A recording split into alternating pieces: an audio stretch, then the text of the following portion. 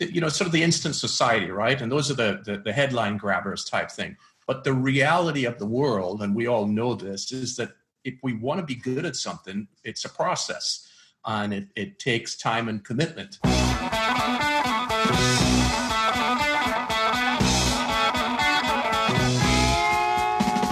Welcome to the Low Tide Boyz, a Swimrun Podcast. I am Chip. And I'm Chris, and this is episode 32. Let me just say, this is going to be, I think we're journalists at this point. On the show, we have Gerry Rodrigues of Tower 26 and Emma-Kate Lidbury of Tower 26 and Fellow Press and Triathlete Magazine. They co-wrote the book, Triathlon Swimming, Master Open Water Swimming with the Tower 26 Method. The book came out a couple weeks ago. We already have them on the show, people. We are journalists. The book's available now. We'll link it in the show notes. But yeah, we'll more on this later, but we're super stoked to have them on the show this week. Absolutely. And another thing that we're very stoked about, and a big thank you to everyone that's listened. If you listen to just one episode, you probably won't hear this, but or if you listen to every episode 3 or 4 times, we have amassed in total since we started 10,000 downloads plus. Yeah. At the time of this recording. A couple days ago. Which is a pretty cool. That's ridiculous. Thing. I mean, again, we've said this time and time again, but we started this just literally so our friends would kind of stop asking us about it so we could just point them in an area.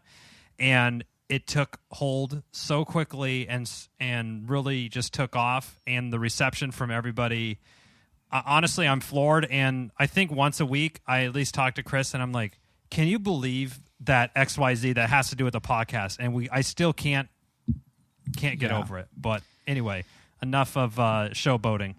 On to our training update. Sure. We did another swim run. It's like our thing now. Yeah, like Saturday swim runs. It's like we're a swim run team or something. Someone who was at Catalina said, "Oh, we saw you guys in the water." Yeah, that was cool. That was pretty cool. And I'm doing this ridiculous, bad idea 7-day challenge. Share a little bit about the One Punch Man challenge. Yeah, so One Punch Man is some anime out of Japan. It's really funny, incidentally. It's available on Netflix if you want to check it out.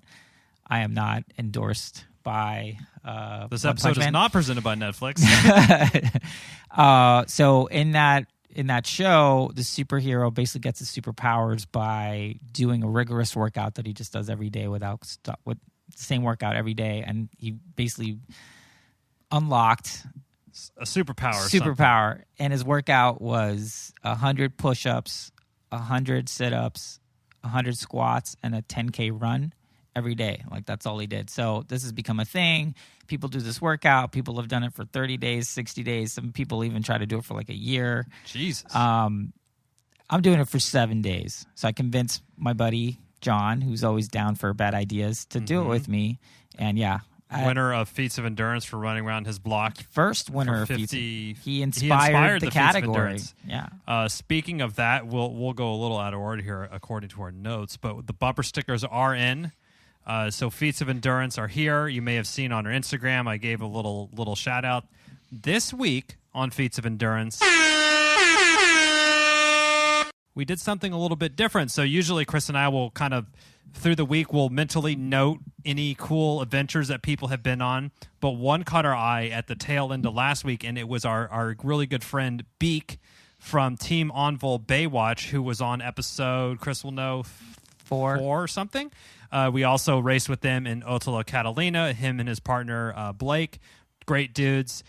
He did this really awesome adventure, and Chris had the idea and said, what if he just sent in a clip describing the adventure? So we have our first audio submission. Yes. So for your listening pleasure, here is Beak. Hello, Low Tide Boyz. This is Kavika from Team Onvol Baywatch. For your Feats of Endurance consideration, I present to you the peer-to-peer quest that I completed last Tuesday. So once a year, the lifeguards in Orange County gather together for an underground event. We start at the San Clemente Pier, and we travel north to the next pier, which is the Balboa Pier in Newport Beach. Overall, this covers 27 miles, and you can break it up into swimming and running however you want. You run every beach, and you swim around every rocky point. If the rocks are too technical or too steep to climb, you just swim around them. and they do this every year, showing up on the first Tuesday in August. There's no advertising, it's just an adventure. So you never know how many people are going to show up. Sometimes there's only a handful, sometimes there's a couple dozen people, but you get there on the first Tuesday in August, and you just take the adventure from San Clemente Pier all the way north to Balboa Pier. Along the way, there are 4 separate cliff jumps, the highest being 45 feet. There are times where you can swim through sea caves. You stop by to dip in the man-made saltwater pools that are filled with the tides. There are arches that you climb through, do a little bit of spelunking. And as always, we stop by some memorials to pay respects to guards that have passed. This is not a race. No one is left behind. You just join in the camaraderie and experience nature by getting from one pier to the other, from one place to the other, not letting anything get in your way. It's an awesome day where you meet a lot of new people. And it took us in total about 6 hours with some aid station breaks, and it was an awesome adventure. I highly recommend it to anybody who is in the area on the first Tuesday of August. There's no information. You just show up and you do it. So please consider that for feats of endurance this week. Thank you. Yeah, so that was just a crazy. Yeah. So needless to say, 45-foot jumps off.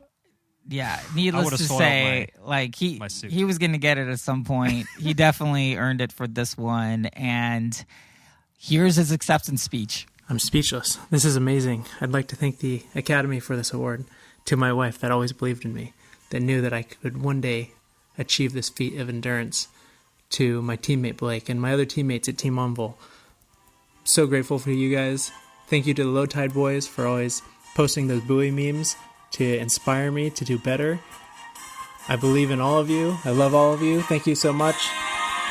Have a great evening. Love it.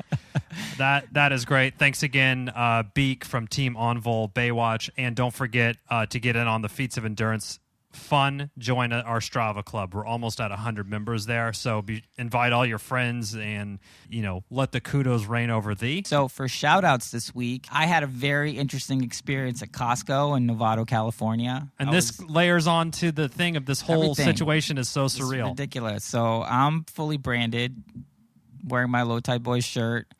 I think I was listening to a podcast or something, walking through, and someone, buying with your mask on, or whatever, my mask on, everything. Yep. He points at my shirt, and I just give him like the V, all right. And so he clearly wants to talk to me. So I'm like, oh, I guess I'll talk to this guy.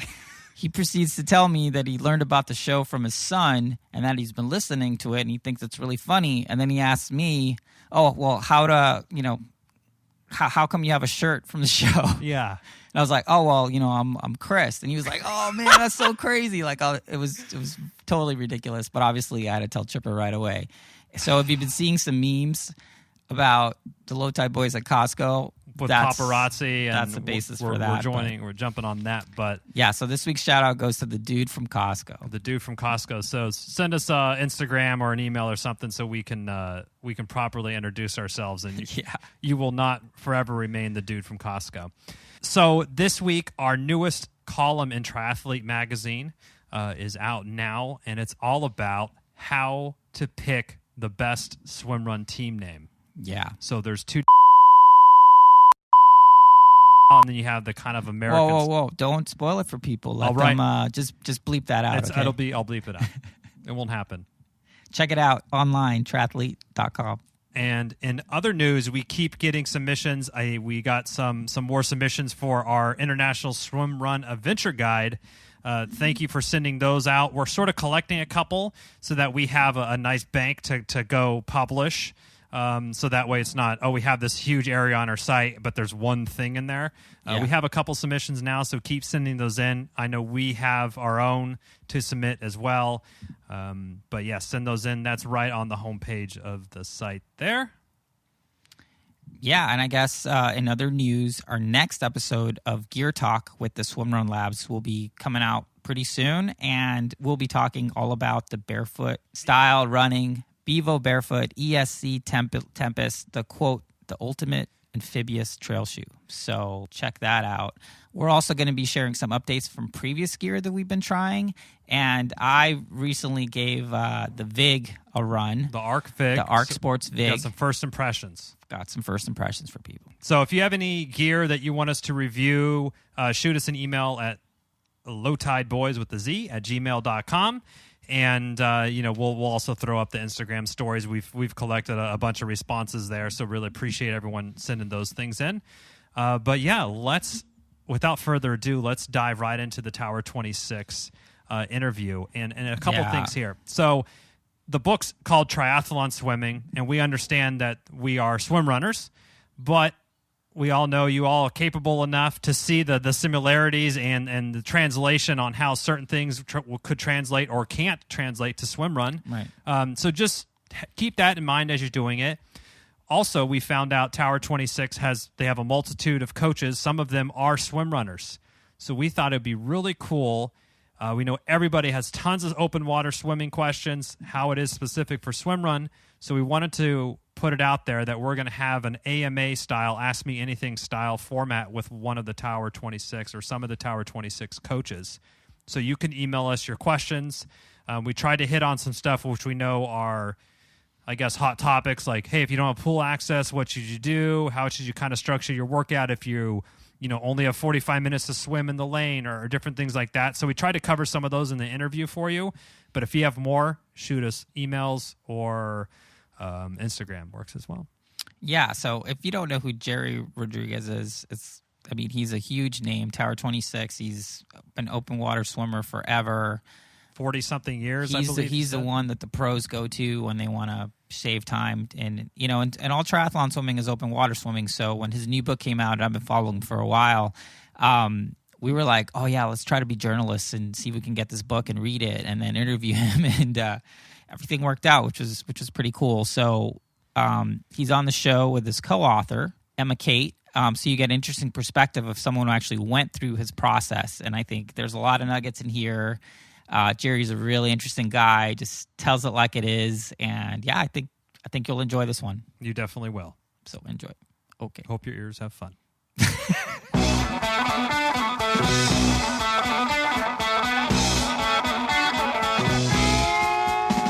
With us today, we have Gerry Rodrigues and Emma-Kate Lidbury, open water swim guru, former pro triathlete. They wrote this book called Triathlon Swimming, Master Open Water Swimming with the Tower 26 method. Thank you guys so much for being on the show. Thank you. Yeah, you're welcome. Thanks, guys. So before we deep dive into this book, which we definitely want to go there, do you guys want to tell us a little bit about yourselves, how you sort of got to the point where you decided to write this book? Yeah, I'll let Gerry take that one. No, EK, please. You start off, and I'll try and touch up a little bit. Okay, well, yeah. I was about a few years into my pro triathlon career. I started swimming at Tower 26 in California. I moved from the UK to the US, and Gerry obviously took me under his wing, and I swam at Tower 26 for the best part of 3 or 4 seasons. And obviously learned a ton while there, and got a great insight into how Gerry coaches, his training philosophies, all that good stuff. And towards the end, I was coming towards the end of my pro career, and have a background as a journalist, and was looking to kind of re-enter that world. And at the same time, Gerry was starting to talk with VeloPress about this book project, and it all kind of almost seamlessly came together. Yeah. We just heard so many things about Tower 26. It's almost like a mythical thing. This was years ago when I was, was type A triathlete guy, and I was in LA for work, and I missed the workout. I had it all planned. I was going to arrive a day early so I could go to Santa Monica, go and be part of the workout, and I couldn't make it happen. So I was bummed, but Gerry, obviously you're super well known in the sport. Pros, amateur, age groupers go to you to get help in swimming. Where did this drive to kind of take on this journey for everyone else? Like where did that come from? I'm one of these lucky guys that one grew up as an athlete, from a kid in the Caribbean, and we swam in open water from the time I was 10 years old, and we did that several months a year, 3 or 4 times a week. So I did that for 7 or 8 years before I left Trinidad to move to the United States. And then right as I was finishing college, my last year in 1983, I just finished competing. We started a triathlon program called Team Malibu. There were a group of us, and that was my introduction into triathlon, and started coaching immediately, started a program. And fast forward, I'm a slow learner. It took me 30 years to figure out how to write a book on triathlon swimming, but finally it came together. And if I were to back up from about 2008-ish or so, I was exclusively coaching triathletes only. Finally moved from coaching, where we had lots of master swimmers and so on, to only triathletes. And when Tower 26 formed, which was an entity that I formed in 2010, that was exclusive triathlon also. So it was really easy to take that knowledge base from being a kid, competing in swimming, competing in open water racing, and coaching for lots of 30-something years, and then starting that triathlon program in the early 80s, and now finally being able to hook up with Emma-Kate, and had her ran through our program, like she mentioned, for 3 years, 3 or 4 years actually, and then and it was, the timing was right. I was in Boulder, Colorado, talking to the publisher, and then I remembered I was having dinner actually with Emma-Kate and her husband that night, and they were looking for somebody to actually write the book, because I said, you really don't want me to write the book. I'll provide the knowledge base, but we need somebody with really good writing skills. So Emma-Kate happened to be the right person, and here's the book a few years later. Yeah, that is such a cool story about everything, just multiple people being in the right place at the right time and the right point in your career and your coaching career. So what a great story. What would be good to kind of get into now is sort of, we're cracking the book open right now, physically and literally. And let's kind of set the stage here. What is the Tower 26 methodology of how to master kind of the open water swimming? Like, I guess if you had to say, like, what's your elevator pitch about Tower 26? Well, it's, in simplistic terms, it's from 10 years old till now. So it's almost 50 years. I have obviously a tremendous amount of experience swimming and racing in open water. And then since the early 80s, coaching triathletes. So it's a combination of all of those years brought together with obviously my knowledge base into this book of what's best for triathletes. And that's the key thing. It's although it's open water swimming, but the book is specifically for triathletes. In other words, if someone was going to the Olympic Games to race in open water, this would obviously be of tremendous benefit, but it would even be of more benefit to the triathlete. Mm-hmm. And then, of course, somebody who's just swimming in a master's program, it would be a little less benefit. And definitely someone who's competitive age group swimming, or even NC2A swimming, this wouldn't have a significant amount of value to them, because their events are, I forget the exact number, but 95% of their events, I believe, are 4 or 5 minutes and shorter. Whereas most triathlon events, even if you did a sprint triathlon, it's several minutes long, 7 or 8 minutes for the shortest swim, mm-hmm. all the way up to perhaps even 2 hours for the longest swim. So you've got a book with all my years of experience of coaching put together in very simplistic ways to understand. Awesome. Yeah, I really appreciated how kind of approachable and the if you want to say kind of barrier to entry for this book and what you're talking about was really accessible. And I liked how you touched on, of all the athletes you have within Tower 26 program, I think some people kind of get really intimidated about, oh man, he's only coaching the really pointy end, the cream of the crop age group and pros. But you actually kind of touched on that the majority of your membership is actually, I think what you referred to as like level 2 to 4 swimmer, or do I have that backwards a little bit? So we break it down into 4 categories, sort of easy to understand. And category 1, or level 1, being your super elite athletes. And let me back up.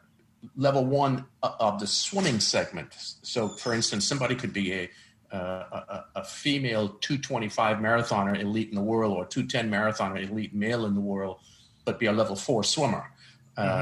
So if you're a level 1 swimmer, it's super competitive.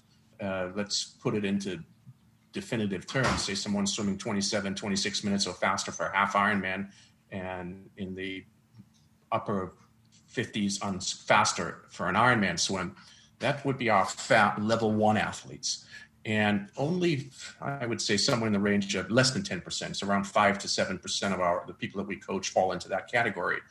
And then level 2 would be the next level, and that's sort of fairly elite, still good, very, very good swimmers, triathletes who have a good swim. That would be level 2, and that's about 25% of the people that we coach. And then the bulk are levels 3 and 4, which you can use the word beginning swimming athletes, or those with moderate foundational background in swimming. And that's 2/3 of the folks that we coach. So the majority are folks, who need the type of help that this book has. My sense of the book, and one of the themes that I read throughout it, was the fact that you need to commit to this. It's almost like learning another language. Like, it's going to take some time.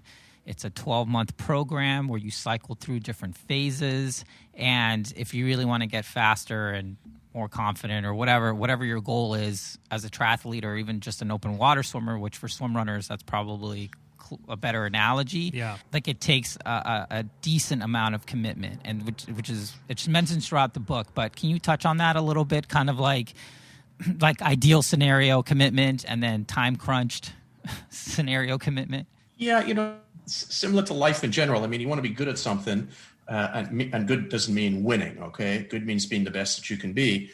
We have these nice little sort of fancy magazine covers that Emma-Kate's familiar with, and I'm familiar with as a former magazine owner and publisher, that get abs in 30 days, own real estate in 60 days, become a millionaire overnight, whatever it is. All these quick little the silver lines. bullets. Yeah, right. Sort of the instant society, right? And those are the headline grabbers type thing. But the reality of the world, and we all know this, is that if we want to be good at something, it's a process. And it takes time and commitment. And swimming being of the 3 sports being the most difficult technically, and therefore requires a little bit more demand to it, takes longer. So, and also the sport of triathlon has sort of bucketed itself over the years into little 8 to 10 or 12-week programs, which you see in other books, or in online opportunities. Here's an online coaching plan. Just follow this for 10 weeks and you're ready for your race. Well, again, that's the get abs in 30 days type, trick. But it really doesn't fully prepare you if you want to be pretty good at what you're doing. And especially if you want to make the sport as a lifestyle, meaning not just a one and done race. It's not, I just want to do that Alcatraz in you guys' area close by. I just want to do that Alcatraz triathlon one time and then I'm done. If that's what you want, then this book's not for you. But if you want to look to make the sport as part of your lifestyle and integrate it into what you do on a day-to-day basis, week to week, year to year, and even take your family and build vacations around it, perhaps events around the world, when we're allowed to do that again. This is COVID time. Yeah. But then this book is there for you. It's your roadmap on how to build in the swim segment, and here's a 1-year plan on how to do it. Yeah, I think that's so great, and I think that's why it resonated so. The book resonated with Chris and I so much, is that we identify as, we're swim runners. That's who we are. We got a show about it. We're looking to do every race, learn everything we can about it. Just the same as if you ask somebody and they're like, "Yeah, I'm a triathlete," or "I'm an open water swimmer," or whatever it is. It does take that large commitment on multiple levels of life, I guess, even. But yeah, so let's kind of get right into it. And I thought, once you started talking a little bit about the training and methodology, I think people get really excited, and I'm guilty of this as well. And I think it's maybe a triathlete thing or a swim runner thing, about all the little toys and gears and gadgets to buy, like, "Ooh, I need these new paddles or the snorkel." And your book definitely prescribes a lot of toys and gear. But your number one thing that you said before you could start really even working on technique, you need just yards or meters on your shoulders before you could even start thinking about that. So I was hoping that you'd be able to go into that. Yeah, let's take Emma-Kate, who has a swimming background. Her approach when she joined us would be a little bit different than most folks who don't have the type of background that Emma-Kate did, because she was a competitive swimmer growing up. So once she came across from the UK to join us, she didn't need as much of that foundational training, so to speak, because she had, I'm speaking on your behalf, Emma-Kate, probably swum anywhere from 40 to 60,000 meters a week during certain phases of your training season. Would that be right? Yeah, I started out life as a competitive swimmer, aged 11, and then all the way through to college, and a little bit into college was swimming, high volume. Definitely had the engine and that critical technique background that you definitely need. So Emma, what was it that made you want to go work with Gerry? Like, what was the skill set that you were trying to develop? Was it just open water stuff, or? Yes. Oh yeah, for sure. Having swum in the UK only in lakes and had very little ocean experience, it was definitely that open water. The exposure to open water and just that. That randomness and volatility of the ocean that you have to learn throughout. Again, speaking to what you're just talking about, it takes consistency, it takes longevity to learn how to swim in the ocean, how to swim in open water, in fact.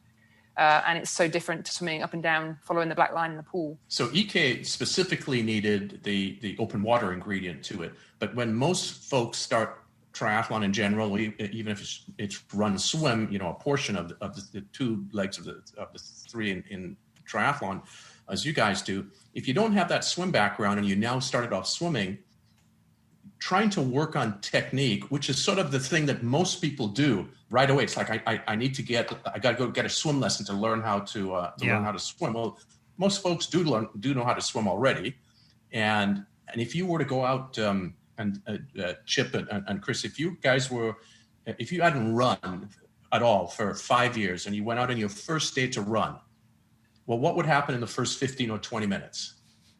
I'd be tired and probably stop. Exactly. You'd be tired. You'd stop. You'd be high heart rate. It'd be a slight hill and you go, I'm just going to walk the rest of this hill, or I'm going to turn around and just go downhill. That's common. But what you don't do is then go home and go on the internet and look for a running coach to give you a running lesson, right? You've recognized that, hey, I'm just unfit and I'm going to have to put some time into to gain my fitness back. Well, everyone does just the opposite with swimming. If they go out and swim, they know how to swim, the ones who do. They go to the local pool, they start swimming and realize after the example, 15 minutes, whatever it may be, or even shorter, oh, this is really difficult. I'm really fatigued. I got to go find a coach to give me a swim lesson. Well, it's the same as running. You're just not fit. It has nothing to do with needing a swim lesson yet. You don't have any specific muscular endurance, period, for swimming. And perhaps if you weren't doing anything at all, you have no endurance whatsoever. So you just have to swim. And you need to do that just like for running. You'd have to go run 2 or 3 times or 4 times a week. Maybe it's 15 minutes and then 20 minutes and you build up. And after 30 days, hey, you build some running endurance. Well, it's the same that applies to swimming. And when you've built that swimming endurance, then you're able to absorb any type of swimming instruction that you may be given. But if you went after the swimming instruction first and the instructor gives you something to do, you'd swim a couple of lengths and you're fatigued. You can't really absorb the instruction. So we need to build the endurance, then layer in the instruction, and then it's a dance after that. Yeah, that just seems, as you say it, that seems obvious, right? But it's almost like it's not obvious. I can't believe I hadn't thought about that before, but the running versus swimming analogy is so true. Yes, for sure. That just hit the nail on the head right there. And I think when people hear it, they'll be like, oh, you know what? You're totally right. Yeah. Like you don't go, yeah, totally. So I guess like then the next piece, and I'm specifically looking at chapter 4, is just proving to you guys that I actually read the book. We got our crib notes ready. Actually read the book. We got a private joke there. Okay. It's we'd love to hear it, but it's okay. It's like then we're talking technique, and I think breaking it down to tautness, alignment, and then propulsion makes total sense. But what we see is like that requires being able to have access to a pool, and hopefully access to a pool where you have enough time to do some of these sets.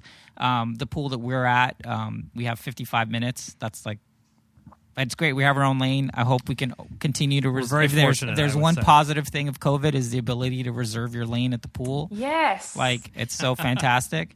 Post-COVID world. Woo. I hope that continues post-COVID. But yeah, so are some of these techniques this is a multi-layered question, so I'm sorry, but can these techniques be practiced in open water? Is there a way you'd adjust this? Or dry land, potentially? Dry land, yeah, depending on sort of people's individual scenarios that they're dealing with now. So let's take that in a couple of parts, and I'm going to take note of that for a moment, but I'm going to let Emma-Kate sort of give her little chapter 4. Let's hear the chapter problem. 4. Oh, Yeah. well, chapter 4. Okay, chapter 4 was the very last chapter of the book to be completed. Oh. And I think at one point it was over 10,000 words long. Wow. Jerry actually wanted to write a book that was just chapter 4. The book You could chapter have 4 called it by Gerry chapter 4. Yeah. Rodrigues. Well, because it's technique and there's so much nuance to it, we can do an entire book just on chapter 4. So to Emma-Kate's point, to get it to 10,000 words, and then the publisher said, that's too long. Yeah, and it was just the one chapter that Jerry and I just, over the course of writing the book, we established a pretty good workflow and, production process, and, write, edit, review. And there are always different chapters bouncing back and forth between us at different stages, of readiness.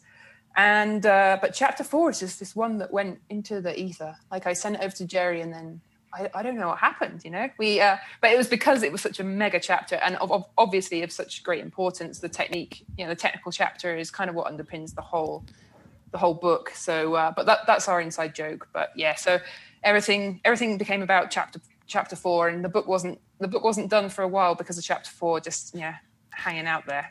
Well, chapter 4 also has the most photos. I don't know how many pages the book is. Maybe it's a couple hundred or something like that. But yeah. The mere fact that we can do at least a couple hundred pages on chapter 4 only kind of addresses the difficulty that chapter 4 gave us to be able to try to condense it down. And then to your specific question of, well, could you practice chapter 4 in open water, and or how would I practice, or could I just do it on land only? So the answer is no and no in simplistic terms and dead to the point. Yeah. We're land creatures, so we don't really have any access or any muscular awareness of how to manage our bodies, neuromuscular awareness of how to manage our bodies in water. So trying to then practice a skill set on land and then transfer that to open water, any type of water, is not going to work. We have to actually practice it in the water. So for those who, given the timing of our interview, that don't have pool access, open water access, it's obviously going to be very difficult because you need to be in water. And then from a safety perspective, you want to do this in a pool rather than open water because you want to be able to learn the skills first. Then you want to be able to learn the open water skills because there are specific skills related to open water, especially if you're doing a triathlon or a run swim. And those are practiced in the pool, and then they're finished off or polished in open water. So the process would be pool first, build the foundation, learn the skills in the specific, Chris, when you mentioned tautness, alignment, propulsion, those are the technical foundational pieces. Learn those, train those, layer on open water, and then export that, do that in the pool, and then export that to open water. Mm-hmm, mm-hmm. So that's really helpful. And just as a footnote, chapter 4 is 50 pages long. And what's the title? Because people are going to It's called Technique. Technique. Yeah, and in fact, there is one dry land exercise in there that's all about stabilization and core activation, which is kind of what underpins tautness. So if you are without a pool, there are some solutions, but yeah, like Gerry says, these are things that need to be done in the water. Yeah, it's not going to replicate it. So it sounds like you wouldn't recommend this for open water. What if you do have some pool access, but you're time crunched? Would you just take kind of do like the shorter sets that you guys have in the level 4 because it's less time, kind of stuff? Well, 55 minutes, as you were mentioning, it's plenty of time. I mean, you can build terrific foundation and endurance with 45 minutes 2 or 3 times a week if you're consistent. And that's the key, is being consistent. So I think some of those workouts in there may be a bit longer, so you would just trim them, but you would keep the foundational pieces of them in, anything related to, in the beginning, the technical pieces, and then once you nail those down, the foundational pieces of the training after. So after that, you keep the main set in place, and then you could trim, because some of those workouts may be 60 to 75 minutes long. So Right. if you only had 45 or 50 and you've nailed down the technique portion, then trim the technique pieces, trim the warm-ups, and just do the main set. Mm-hmm. Yeah, that I love that sort of idea to trim or structure the workout for obviously kind of what works for you. And I've been following, and I think it's really great that you actually give not like 1 or 2 throwaway workouts. Like you have multiple workouts for different, if you're doing a 1 minute 100 or whatever, up to like a 2 minute 100, you're giving all sorts of range of workouts, which I think is really awesome about this book. But yeah, structuring the workout. And I have found, as I've been starting to follow these, I'm feeling that with the technique portion, or if I'm focusing on being really taught during the technique part, I feel that translates better to my main set workout, because I've sort of reminded my body about how it's supposed to be for the remainder of the workout. Is that sort of the methodology behind that? Exactly. That sounds perfect. Yeah, Emma-Kate, he nailed it, didn't he? Wow. Yeah. I was like, yes, that's exactly what we were hoping for. And just to close the loop on Chris, I think what he was getting at, so we're in COVID times, not everybody has access to a lap pool. So from what I'm hearing from both Gerry and Emma-Kate is that if you're time crunched or you don't have access to a pool, maybe work on sort of getting your endurance back in open water while you can. And then when the lap pool opens, then that's when you bring in the technique part of the book, along with the endurance that you've kind of been rebuilding, I guess, from not being able, from if you were in shelter in place or whatever the situation is. Is that accurate, Tower 2016? Yeah. That would work, sure. Cool. So there's an interesting feature about Swimrun is that, the whole point is to get from A to B as quickly as possible. So there's use of paddles, hand paddles, and the bigger the better. They look like a dinner plate. You're doing great because it increases propulsion. And then also like a very large pool buoy that essentially gives you tremendous hip flotation and alignment or whatever. But you're also wearing your shoes. But you're also wearing your shoes. And you're tied to somebody else. Yeah, no big deal. It's a couple variables going on here. I have done one swimrun event. Oh, yeah? Awesome. It was a lot of fun. So, yeah, I can definitely identify with all of those things. So I feel like using a giant pool buoy and hand paddles in open water, that was a new thing for me. Yes. Would you, if that's kind of the point of the sport, is there anything you guys would recommend in terms of how would you adapt your methodology for swimrun, kind of taking into account that there's all this extra propulsion and extra buoyancy that's thrown in? I haven't quite yet understood the great need for these extra buoys. If you simply wore really good flotation pants, I'm not sure if extra buoys have any additional benefit. And then you have to drag it along with you, right? You've got to carry it while you're running also. Let's have the fun, though. Well, if it's about trying to create a nuisance for your partner also, then sure, go ahead and strap another buoy on. But that's the one I haven't figured out as to why so many folks are doing that, because I'm not sure if it's needed. As far as the paddles, I understand the value of having a larger surface area. And for some folks, that may create greater propulsion. But again, it's only going to create greater propulsion if you've practiced with it. So don't show up an event day with these dinner plates or trash can lids and think it's going to give you greater propulsion, because you wouldn't have the muscular endurance to even generate too many arm strokes. Exactly. So just make sure it's practiced. Yeah. I would say, when I did the one swim run that I did, I hadn't been doing a ton of swimming with paddles on, so I actually didn't race with with paddles. And I was one of the very few people on the start line without paddles strapped to my wrists. And everybody was like, "You don't have paddles on? What's going on?" But I survived. It was okay. It was good. Yeah, I'm sure you did great.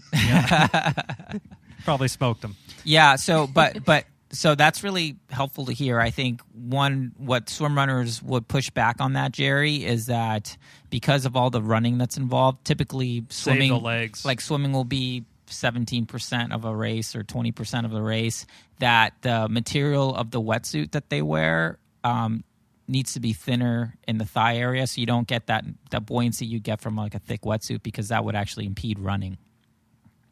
Yeah, that makes sense. So if there is these tools that, let's just, for the sake of argument, just assume that a high percentage of swim runners are using paddles and buoys and wearing shoes for that matter during the race. What are your kind of thoughts? And this is open to Emma-Kate or whoever wants to answer it. What are your thoughts about incorporating that gear in your pool, lap pool workouts? Yes, for sure, on a few occasions, because you don't want to be getting into wherever you're starting the race. You don't, whether you're starting in a lake, in wherever, you don't want to be, the gun go off and the first time you are learning to figure out how to swim in shoes, which I tell you, I found very peculiar. You don't want that first experience to be on race day, which is a common theme throughout the book too. You want to have everything familiar and have everything practiced. So yeah, I did a few swims.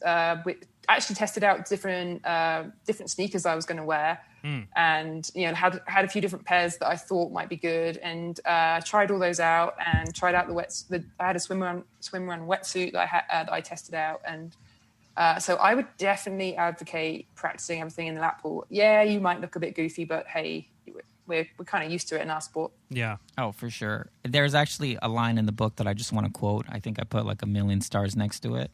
This is just because it's race day doesn't mean your body will suddenly be able to reach new heights of performance. I mean, that's on page 92 if anyone's following along at home. I think that is the greatest sentence I've ever read. There you go. That's what we meant. That's that totally encapsulated there. I mean, it's the greatest sentence I've ever read. Well, let's take a pole vaulter, okay? A pole vaulter has got to show up at workout with his or her pole vault, right? They just don't do running as part of their training, nor does the hurdler just run laps to be fit. They have to learn how to run over hurdles. So you have to incorporate and be able to utilize all the tools that you're going to be using on event day into your training, and especially for a triathlete and a swim runner, where you don't have as much time to dedicate to your sport as a specific swimmer. Elite swimmers, they're swimming 20 hours a week. Elite runners are running 12 to 18 hours a week. Folks may have 6, 8, 10 hours a week at the most. So how do you now garner the biggest return on your time investment? Well, you better make sure that you're practicing with those tools that you're going to be racing with. Absolutely. Mm-hmm. Awesome. Yeah, and make sure you get shoes that are floatable. I mean, some folks haven't figured that out yet. Or that they drain well, too. Don't get the ones that sink your feet to the bottom. Yeah, that would be... Yeah, you don't want to wear those. As Matt Dixon, I know we're all familiar with him at least. Like a donkey dipped in cement, I believe, is one of his go-to. Well, exactly. Those would be the donkey shoes. Which is how I feel wear your donkey shoes. Every time I get in the water sometimes. Well, we've been talking about the lap pool, but this book's about open water. So let's get there. What are some key things? And I know the answer, but let's just for the audience. What's some kind of key differences of why it's important to have regular open water swimming practice? Well, perhaps Emma-Kate should take this first, because she came from the swing background and then all of a sudden realized, wait a minute, there's something different here. Yeah. So, let's hear it. Yeah, I was very well practiced in swimming up and down and following the black line. And obviously in the lap pool, you never get too much, you never get a current. You rarely get in close proximity unless you've got somebody who's got a super wide arm swing. You very rarely get hit. You've got nothing to follow on the bottom of the ocean, whereas obviously in the pool you just have to watch the tiles go by. Yeah, and there's all kinds of marine life in the ocean. There's all kinds of factors that may affect anxiety and what you're focusing on. There's just a long list of variables that can change on any given day when you swim in open water, and none of those variables are really factors at all when you dive into a lap pool. So that's why we advocate spending time every week swimming in open water and rehearsing and getting familiar with all these different variables. Well, let's take the most basic one, the water itself. In the pool, you're in a fixed tank, a certain length, a fixed temperature. Most facilities are 78 to 82 degrees, and you've got nice, fat, juicy lane lines, and that water is calm and placid. And then if you're in a really nice pool, there's an overflow gutter system where the water flows into the gutters, and really there's no waves whatsoever in the pool. So you've got this static environment. Now let's go to open water, and especially if it's a race situation and you're starting off with 40, 50, 60, or if it's the Ironman, 2,000 of your closest friends. What do you think that's like? That's got nothing in concert with what you were practicing in the fixed environment. So we're just two completely different things. So we're going to have adaptation to the latter one, being open water. I guess that'd be like comparing running the 400 on the track versus going on a trail ultra marathon or something. I mean, it's the same basic thing, but it's not even close to being the same. I think. Right, exactly. And Chris and I guess we've been lucky enough to be swimming almost 4 or 5 times a week. But one of those we always are dedicating to an outdoor swim run session where maybe for 2 to 3 hours we are alternating between running a mile and swimming, a buoy line at aquatic park or wherever. So we've really been seeing the value in kind of the consistency with that. Why is it that you two think? Why do some people just only start to approach open water 2 weekends before their race to make sure their wetsuit fits them properly? Why is that kind of the crux of the triathlete and swim runner? I'm sure for some folks. I think for the most part that's probably naivete and not really knowing or understanding, or perhaps not being coached or not having the correct coach. So it's just a lack of awareness. And as you guys know, since that's what you're doing, you know that the moment you've exited the water from the swim segment and you stand up and start running, your heart rate's jacked up, right? You get this extra 10 or 15 beats a minute of spiked heart rate. So by practicing that also over and over, from swim to run and so on, run back to swim, you're also adapting to what's going to be race day environment. If you don't do that and then you go to the run swim and you get done swimming and you start running, and you're going to stop after a short part of the run going, my God, what the hell happened? Am I sick today? So it's the specific demands of your event would call for certain training protocols so that you're properly prepared. And that's all it is. It's just being prepared for the event that you're going to do. Right. I mean, if the pole vaulter never showed up practice with the pole vault, what's the value of that practice given that their event is pole vaulting?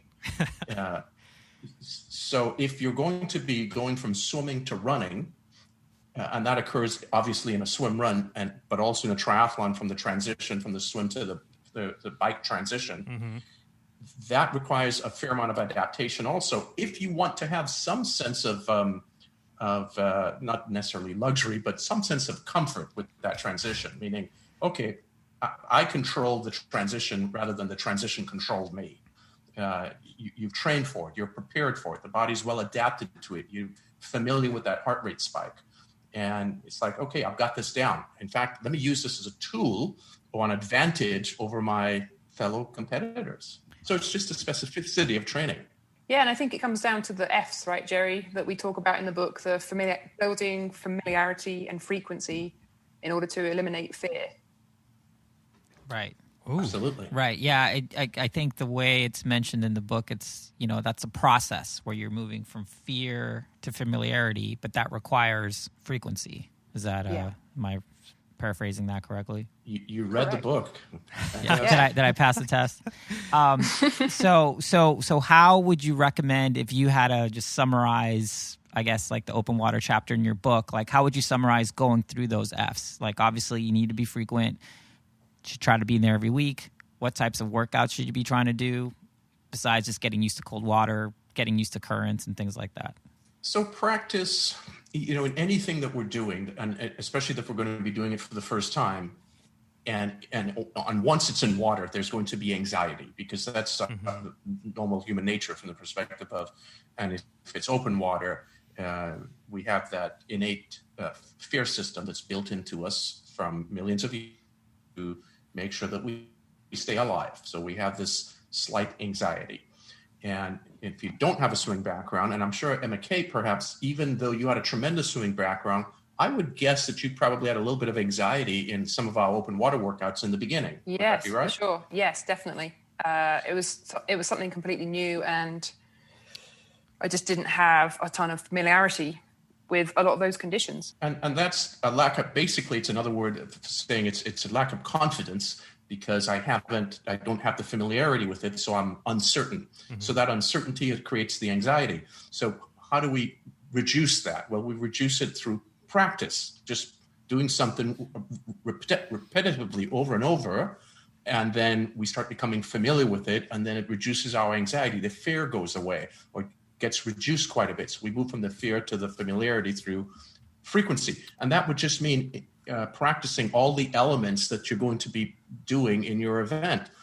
What is it like for the start of the event? The moment is at a land start or a water start. And then once you're actually in the water swimming, what's the next variable? Well, there's a whole bunch of people around you. Well, let's practice that. Let's make sure our sessions have a number of folks with us rather than just solo. And so we start getting adapted to people all around us. Then what's the next thing? Well, we have to be able to see buoys or where we're going. So let's practice sighting. So you go through, very process-driven, step by step by step, what's going to happen during this particular segment. And if we practiced all the variables and we did it with a certain amount of repetition and frequency over a certain period of time, then adaptation occurs, and therefore confidence is built. And we look at the swim as a weapon now rather than something to get through. Right. Yeah, and that's definitely the journey I went on through my first season. So it's funny. So I grew up, Gerry and I were talking about this for a show. I grew up in Puerto Rico, and I learned to swim in the ocean, and pretty much that was my lap pool, and would spend 10 hours a day in the water without parental supervision. But this was the 80s, so it was fine back then. And I used to love triathlon swims because I love swimming in a pack. To me, that was so much fun. Yet pretty much everyone I knew, that was the thing they feared the most, was getting kicked in the face or getting someone swimming over them. And I always feel bad because I was like, maybe I'm the person who's swimming over them. Like, I'm so sorry. But for me, my issue with open water, which was psychological, was cold, right? So moving to the Bay Area, the water is 60 degrees if we're lucky, 64 max. Day, right. Usually in the low 50s. Yeah, usually in the 50s. And for me, it was a big mental thing, like getting into cold open water. I was like, well, I'm Puerto Rican. Like, I'm too warm-blooded for this. I'm going to die. That was my issue was psychological. And I feel like your method deals with that too, right? It deals with swimming in a crowd. It deals with just being used to the elements. I mean, we've actually done a swim run in Maine where it would have been really helpful if we would have studied the currents. Yeah. And I was like, after the fact, it's like, oh yeah, we crossed the Portland Sound. That's a pretty strong current. Wish we would have known that. So I feel like that part of it is there too, and I just really appreciated kind of the emphasis that you guys put on sort of the totality of the circumstances related to open water. Yeah, I think any athlete that's going to participate in whatever the event may be, whether it's a swim run or a triathlon, and as it relates to the swimming segment, look at the variables that you're going to be exposed to during their event. So let's say you're going to have super cold water, and you grew up in Puerto Rico or in Trinidad like I did, and I don't think there's ever a day where the water is below 80 degrees in the ocean. Bath water. It's bath water. Exactly. And you're going to be in 60-degree water. Well, guess what? I remember when I swam around Manhattan and the water was going to be in the 60s, I had to take cold showers, ice baths, a number of things to get my body familiar with cold water because I was going to be in it for 8 hours. So if I just showed up on event day to swim around Manhattan with no practice of being in cold water for any sustainable period of time, that wouldn't have been a successful outcome. So we have to identify the variables and then simply become adapted to them. You know, if you want to hear a super quick funny story, you know, as mentioned, Gerry and I were used to growing up in bathwater. When my family moved to Massachusetts when I was 12, my brother and I were kind of bummed out. So their bright idea was to take us to the beach. So they drove us down to Cape Cod. My brother and I were really excited. Before they even stopped the car, we're jumping out and running straight into the ocean. And my parents come out, and my brother and I are shivering, holding each other on the beach. And we had never experienced cold. Like, we didn't know we just didn't even know what cold saltwater ocean was. So we just ran in just assuming it was going to be the same. And it was the coldest, scariest thing. So maybe thank you. I just had a breakthrough in my therapy with you guys on the show. But you saved him thousands of dollars in therapy bills. But yeah, it was crazy. That's pretty funny. It's like when the tourists come to San Francisco and it's July and they think it's going to be summer with the shorts and the t-shirt, but they forgot about all the fog.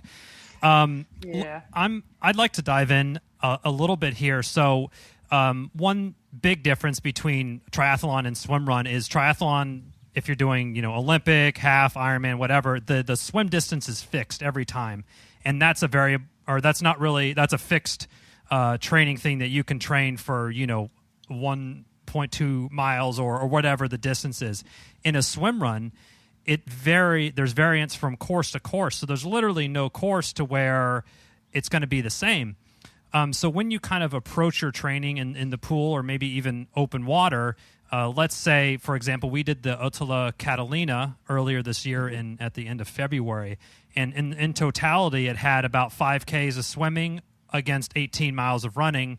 And there was probably 8 or 9 transitions or 8 or 9 legs of each. Some swims being as short as 400 yards and some being 16, 17, 1,800 yards. So I'd be curious to hear how you two would kind of prescribe in broad strokes, kind of a training plan for a swim run with that much variability in it. So I think the first thing that you have to start with is look at the duration of the event. And in this case, you talked about, I believe, at least 5 kilometers of swimming. Yeah, yes. So like total distance. And that actually seems relatively short compared to, I believe, the one that you did back east, where I think it was 10,000. That was 10K. That was 10K. Okay. So the place to start is you need to be able to actually do the distance. So 1.2 miles in a triathlon is paltry relative to 5 kilometers in a run swim, or 10 kilometers in the other one that you guys did. So there needs to be a whole lot more foundation in place for swimming. Mm-hmm. Simplistically said, swim more. Okay, let's make it really simple. Yeah. You need to do more swimming than you're used to, given if you were only doing 1.2 half Ironman distances as an example, or Olympic distances. Let me squeeze another quick question in there. And when you say more swimming, more frequency or longer duration, or probably both? So in the ideal world, both. Mm-hmm. But if you only had one, just more. Just make sure the volume within the week is greater. So if you've typically been swimming 5,000 yards a week, well, let's find a way to gradually increase that to whatever the amount that your time allows for. But definitely, so that's the foundation, because you need to be able to, you don't want to do training and then show up on race day and pay fees and hotel accommodations and airfare and whatever else, and then you can't complete the race because you couldn't do the swim segment. So the foundation is make sure that you're able to handle the distance of the swim. So that just comes from more frequency and greater volume.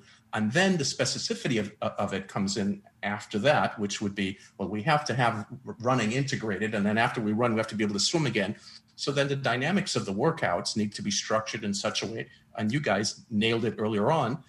You already have that built into your training regime each week, where you go to aquatic park and you swim whatever distance you do, and then you exit and you run and you come back in. So you're building that in. That would be part of a normal protocol for anyone that's doing run swim events. So you must be able to integrate those transitions, because it's a constant transitional race, correct? Yep. Yes. So it's not going to be the traditional, well, today I'm just going to work on my swim, or my morning workout is swimming, my evening workouts, I'm on the bike for a triathlon, and then the next day I'll run. Here you're going to have more of your sessions integrated with, I would think, with more transitions built in, because that's the dynamic nature of that particular event. It's heavily transitioned. That just goes so great and in line with kind of everything that you've been saying this entire episode, is that there's not a silver bullet. Your book doesn't have, chapter 5 isn't how to be faster with 10 minutes a week. It's, you just have to do the work, and it has to be consistent. And that's, I guess, the beauty of it. And it's like, if you're ready to embrace that or adjust your mindset to tackle that, then this is the perfect book for you, because it lays it out how to be a better swimmer. There's no secrets. You just swim more. And also don't complicate it. I mean, we don't have to go beyond, don't over analyze this. In the specific case of swimming and run events, don't make this anything bigger more than it is. Here's what I got to do. Here's what the event calls upon. And what are the needs of this event? And then lay out a training plan specific to those needs. Here's a correlation in triathlon swimming. So many times I see athletes doing things at pools, and I could tell they're triathlete because they have a swim cap on that says whatever, San Francisco Triathlon. Yeah. So they've, and it still has a number on it. So they raced last weekend, example, and they're wearing their race cap still. And they're at the pool and they're doing a number of drills and swimming drills that are completely non-correlated to anything that they would do in open water. That's the first thing. And then the second thing, the drill is so far advanced, there's absolutely zero benefit that they're garnering from that drill. So one, they're sucking up valuable time because they only have a fixed amount of time each week, and they've decided to spend a certain amount of that time doing drills. So now you've really erased that time. You may as well just stay at home. And then number two, you're doing a drill that has no application to the event that you're doing. So keep it super tailored and very targeted. Love that. I actually have a question for Emma-Kate here about gear and kind of and toys. And I'm sure as a pro triathlete and being a lifelong swimmer, you have probably seen or used every single swim paddle or snorkel or whatever that has ever been created in the history of swimming. So Gerry, and in the book, there's several tools recommended. I'd be curious, Emma-Kate, if you can kind of touch on your top 3 tools for working on maybe if it's technique or being a better open water swimmer. And you have a whole chapter kind of on this stuff. So, like what's your top 3 tools and why swim tools? Oh yeah, I mean the swimmer's tool bag, the swimmer's kit bag is always, or the triathlete's kit bag is always full, and the triathlete always, and I think swim runners too, always love their buoy, right? I think the buoy is the go-to. But actually, my close second is a good pair of fins. Because that really, I mean, for a ton of reasons, but I mean, obviously helping develop speed, helping develop feel for the water, helping develop good body position, helping you recover. As swim runners, if you've done big run workouts and you want to go to the pool next day and get a decent swim in, then fins are definitely going to help you. Especially in that first kind of, maybe in your first kind of prep set or even just warm up, just loosen out the legs a little bit, that you definitely get those heavy legs from doing a lot of running. And my third would probably be a tie between good paddles and the front mounted snorkel. The snorkel is great in terms of, but if we go back to talking about chapter 4 and the technique and all the technical work that sort of underpins making any kind of progress, I think the snorkel is is that one piece of kit that really allows you to focus on technique, because you don't have to worry about breathing, or you don't have to worry about turning your head to breathe, rather. Right. Yeah, I've been using the snorkel, and I was a Purple Patch Fitness who Matt Dixon and Gerry, I think, share a lot of the same kind of methodologies and everything. But Dixon prescribed a very thick swim bag for us. But the snorkel was one, and you don't think about it at the time, but thinking of breathing, is it every 3? Is it every 2? Like, you don't get a focus on if you're working on your entry or whatever your focus is for that particular set or whatever you're doing. Just removing that variable is so freeing, and really the focus you have is so intense on that one thing that you're working on, and you touch on that a lot in the book, which I really appreciated. Yeah, I think when you're wearing a snorkel, you can think about where am my hands entering the water? Where's my head? How's my body position? Without having to worry about turning your head, because it's when you turn your head that a lot of the problems can begin. Yeah. Or when you over rotate your head, or if you keep moving your head. And I also appreciated in the book. Sorry, Chris, I know you were edging in there. You showed photos of what something bad looks like, because that's very helpful. Rather than just showing it's good, everyone's like, yeah, I think I kind of do that. But then when you look at the bad one or how not to do it, I'm like, oh, actually, I think I'm closer to this guy than the really perfect one. That's really important, right? That. Because a lot of people know what they should be aspiring to, but don't always know, like, am I doing it right? Am I doing it wrong? And Gerry has some very clear ideas and clear examples of this is how not to do it. So I think, and then, using images like that makes it very, very simple for people to determine straight away whether they're doing it right or wrong. Okay, so I have one last question. Have you guys ever heard of the term fartlek swimming? Well, I've heard of fartlek, but not fartlek swimming. Okay, cool. Sounds like fun, though. So Did I make it up? So no, our second guest of the show, Michael Lozinski, I think I was trying to figure out of Purple Patch if he invented that term. So I just wanted to ask other swim coaches, because I was like, "What are you talking about, dude?" Yeah, fartlek swimming, which I think you just make up how far you want to swim and how fast. Exactly, which is kind of mentioned in the book as a technique to learn in open water how to change speeds and all that stuff. Yeah. But I think, I just wanted to see so I can give him some shit about it later. That would be pretty hard though, because like when you're fartlek running and you're running with somebody, you can say, hey, okay, like to that lamppost or to that mailbox. But when you're swimming, how does that work? Oh, I guess to that boat. This is really specific to aquatic park, maybe. Yeah. Hey, or, look at all these boats or this buoy, or if you have a more structured open water. Or do like strokes, like count 50 strokes or something. Yeah. Oh, yeah. You do it with stroke counts, a certain number of strokes, and then you also you can set your watch, whatever your device is, to vibrate every certain amount of time. Let's say you set it every 2 minutes as an example. Oh, I like that. You can go 2 minutes at a certain effort and then 2 minutes of recovery. So there are ways to do it, but do give him shit anyway. Oh, okay. Because thank you. We all know him really well. And like So we want to thank you guys so much for being on the show.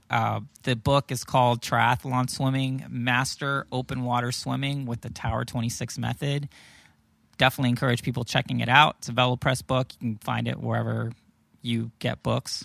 And thank you guys so much for being on the show. Oh, thank you for You're having welcome. us. Thank you, guys. Really appreciate the invite. Cheers. Thank you for listening to the Low Tide Boyz, a Swimrun podcast. Make sure to subscribe wherever you listen to your podcast and leave a review on iTunes if you're so inclined. You can also sign up for a newsletter at lowtideboyz.com. That's boys with a Z. And check out our meme page at the Low Tide Boyz on Instagram. If you have any questions or suggestions for the show, drop us an email at lowtideboyz@gmail.com. We'd like to thank Writing Easy Records for our show music, and of course our wives for their support and tolerance of our swimrun activities, hobbies, and other bullshit we do. Finally, you can support our efforts on Patreon. Until next time, get out there and go for a swim. And then a run. And then another swim. Then another run. And then another swim. And then run to the finish line. And just keep going until you're done. Yes, or until run you cross the finish line. Or run to the car. Or run to your car. Somewhere. Just keep running. Peace.